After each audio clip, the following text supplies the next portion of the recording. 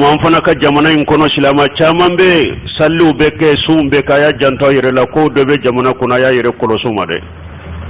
nama ka yere kolosuma ka sallina ka suwa ka hijo ka almurabbe be ke fuye minye fulan ka fuya munun be jamana kono adoye munye komi wakati caman tambolo kaburu jara komi be jamana in kono kaburu komi be jamana in kono katanyungiri sula kaburu la ki dafale ala kai ka ini ka demba ya be kalifala ka kantigali kala ka woro du suma ka wore du kaburuma ya yire kolo sama bi ka bara bere daji fulan ka fu ya de do ciden ko folo ako wala tasudda rihalu illa ila salasati masajida مسجد الحرام ومسجد هاجة ومسجد الأقصى منتفق عليه لا تصد سيدي صلى الله عليه وسلم أكون مغوكني كم منونتا يكنا يرين كم فنتا دغوني دغون يكنا تاما كوي بيتا بطوك يروسيني يرو سباتي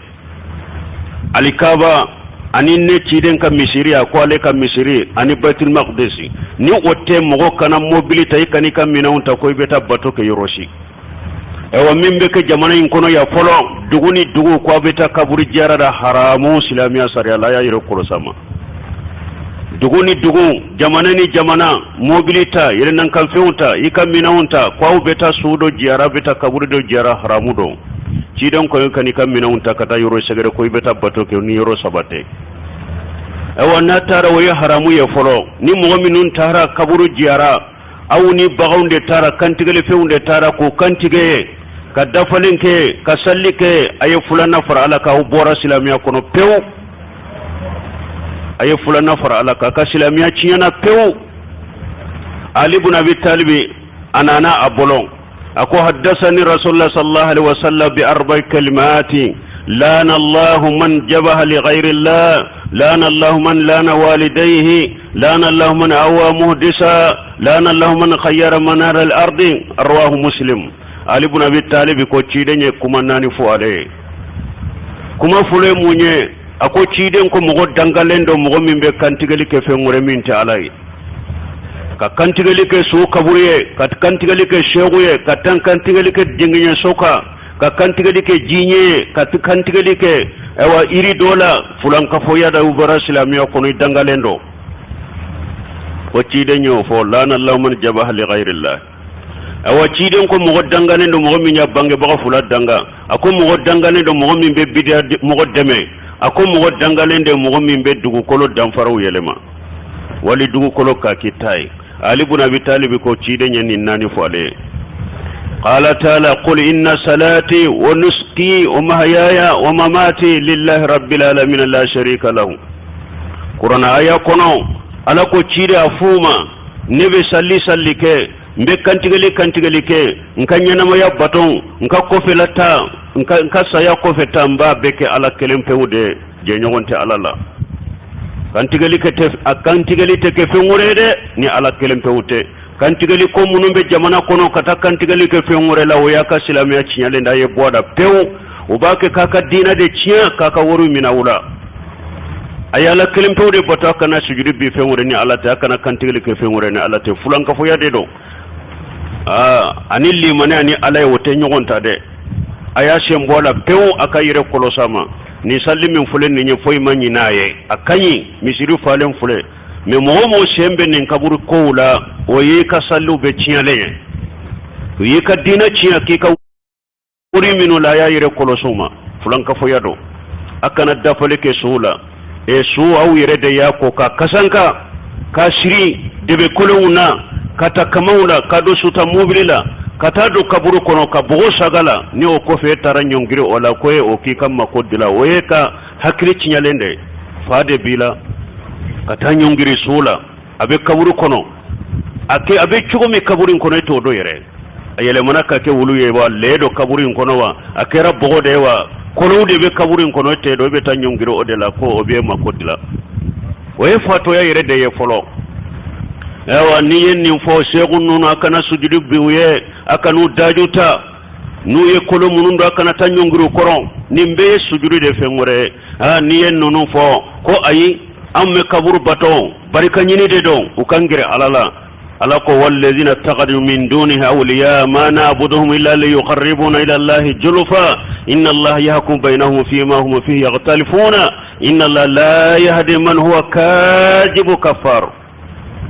alako mugumunu nu yefengure mina minte alaye nu ya fuye akan ayi nunun dabila aw ba fode aw bu ka barika de nyini aw be kantigeli ku yede ambe dafalen ku yede ambe kali nu yede bo an ba do ko alawtewo mi anya kare u kangira ala de la ma na'buduhum illa liyuqarribuna ila allahi julfa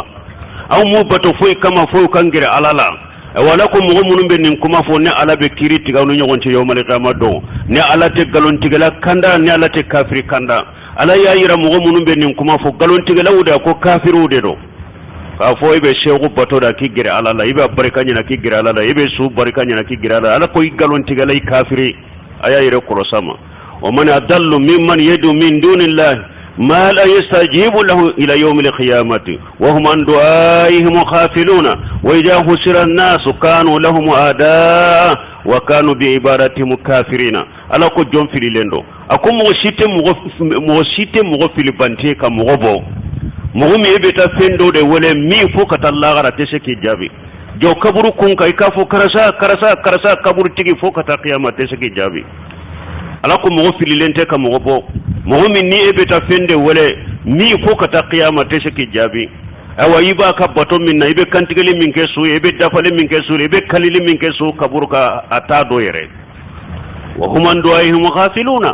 ata do yere koy ba kunna yere awa yawmal qiyamah do be kafira ni ka bato yi